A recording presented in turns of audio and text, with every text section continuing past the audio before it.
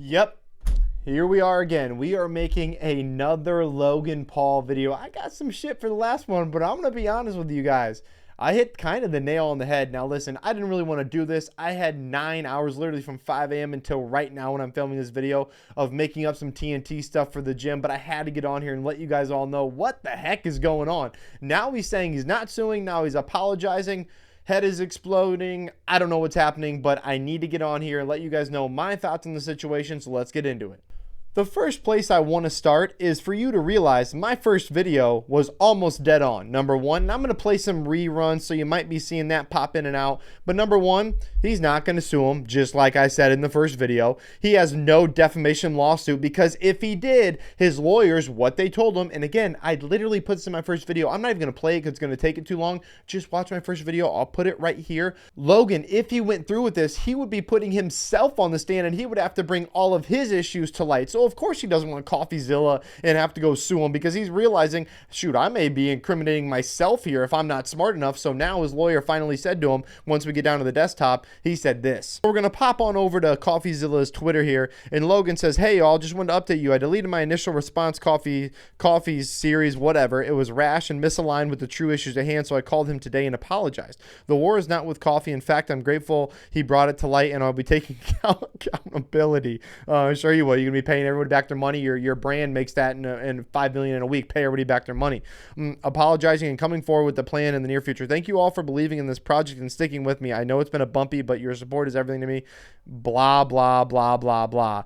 Look at this. Exactly what I said was going to happen is exactly what happened. Is it not? The dude lied. The dude scammed. The dude's a villain. He doesn't care about you. At what point in time are people going to realize that, you know what? Guess what? Tom Brady, guess what? Giselle, all these people who are repping, and a lot of celebrities do it, repping these big time companies. I hate to tell you this, but they don't give a flying F about you and your family and your money. They only care about themselves, which is fair. But we have people who jump in like they're going to make a bunch of money and like they actually care. Trust me, we're going to look over the Impulsive podcast, which may be even worse than what he just put out with a 7-minute video.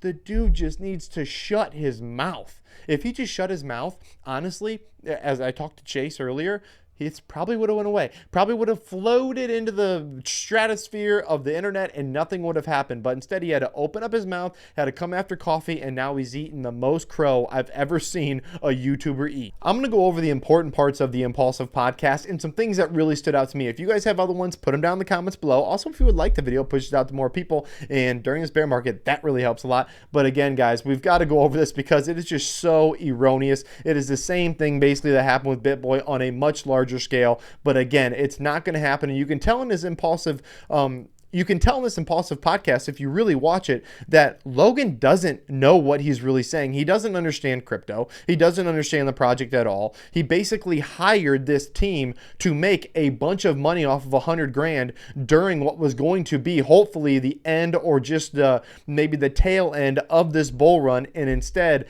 things started to backfire. He's a very good storyteller, and he is very, very manipulative, and he's good. He's built an entire career off it. Sometimes he's more impartial than not. I think he probably has an inherent bias against me, which is reflective in his work and in his piece, which unfortunately has repercussions. If you are perpetuating falsehood and it's affecting someone's business and reputation, and it's affecting the wrong person's business and reputation, that person may take action. Now that guy's right there is huge. You can tell by the way Logan is delivering this message and the way he's talking and when he's stopping. Number one, he doesn't know what he's going to say because he's lying. He's trying to find the words in his head that are scrambled up there being like, I lied. I hired a bad team. This was a scam. And maybe originally it wasn't supposed to be some sort of scam. No, what he tried to do was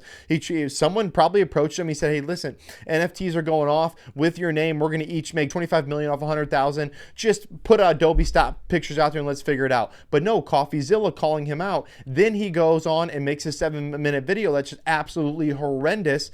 And now look at him. Now he's backtracking as fast as he can, but he's trying to find the words of being able to call him out on defamation, which now he's already backtracked later on, but he doesn't know where he's going with the conversation that he's actually in. If someone scams a person or an organization, they deceive them in order to get something valuable for them, especially money. That is the definition of scam. So my first question, and this question was answered in his series, it was a 5-second blip that was a part of a probably hour-long of documentary, filmmaking, was how much money did you make off the sale of the coin or off CryptoZoo as a project? How much money did you make? Yeah, this seems to be the biggest misconception, and it is disappointing that part was glossed over so quickly. Made no money off CryptoZoo. Never sold the token.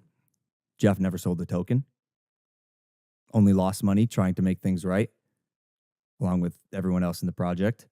But no money was made. Now here comes what I think is the biggest issue. Number one, if you guys didn't watch this entire thing, I only watched the first half of it. I didn't watch it. I apologize to George. But basically, Mike's supposed to be playing Coffezilla, the bad guy, which he's doing. I mean, it is an absolute joke of a guy. Is there anybody dumber on the internet than this Mike dude? I mean, honestly, it is just, he's just pumping up Logan's sales during this. But here's the thing. It doesn't matter that you didn't make money because you put together a team. You are the CEO. You are the president.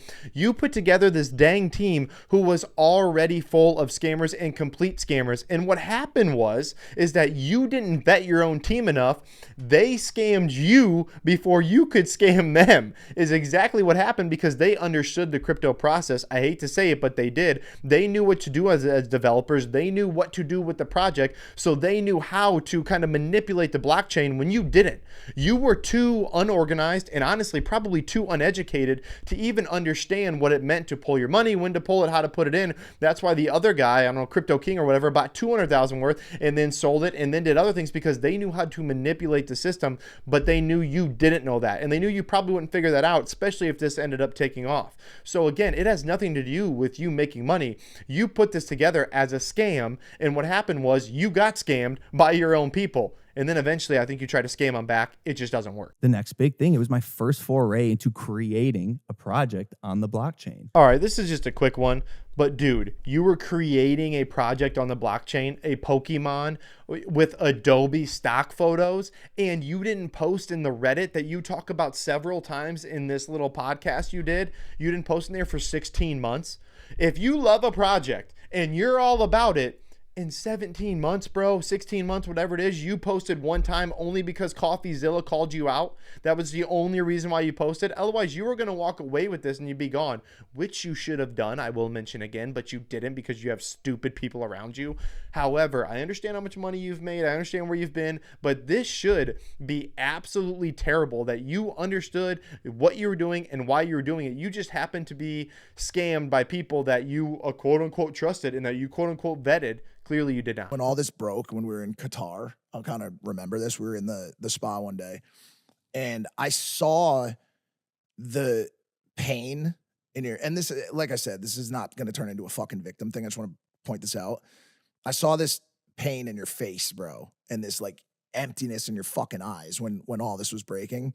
And I remember thinking to myself, having been through a couple things, very minor in comparison to the ones you've gone through and are going through now, where I was railroaded by the internet on something that just simply wasn't true. Oh my gosh. So now the rich guy who talks into a podcast that people listen to are telling regular people about how much stuff and how much shit he's gone through and how sorry he was in Qatar that Logan, couldn't believe it that this was happening, and the sorry in his eyes. No, what happened was he looked at you, he literally laughed and is like, I'm going after Coffezilla now, because he didn't realize the ramifications at the time because he had you around him, probably didn't know also what he was doing whatsoever. But this is, I mean, it's just bad, guys. It's just getting out of control. Thank God Logan watched my video and decided to say, I apologize. I screwed up. I mean, he must have called my brother Chase, because this is out of the Chase handbook. When he called me, he's like, dude, the guy just needs to apologize. He screwed up and he needs to try to refund people. And that seems like the route he's going to go. I don't know if he's actually going to refund people, but all of these hypotheticals they're throwing out, how sorry they are, all this stuff, it's all fake, people. This whole lifestyle's fake. They don't care about what you're doing. They don't care if you make money. Again, them making or losing or winning whatever $1 million, they could lose $1 million and throw it in the ocean and not give a flying F. They could make $1 million and it makes no difference to them at all. They're not on the levels we're at. They're just trying to sell you it so they can take your hard-earned money and put it in their bank account.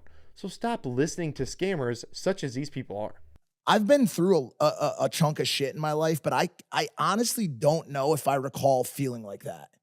The feeling of not being able to say, yo, this is not what happened. You guys have it wrong. Even though you and everyone around you knows that you're being fucked and being railroaded by an incomplete or unsubstantiated story is one of the most painful fucking things in the entire world. Okay, now you just know Mike is absolutely lying. Incomplete, unsubstantiated story. Listen, Logan makes the money, brings in the people, does all this stuff so these other people around him can get rich. Cool, that's fine. I have no problem with him making a bunch of money. I do have a problem when you call out somebody who called you out for scamming people and taking millions of them, and now you've got your boys trying to back you up when you've already taken millions from people.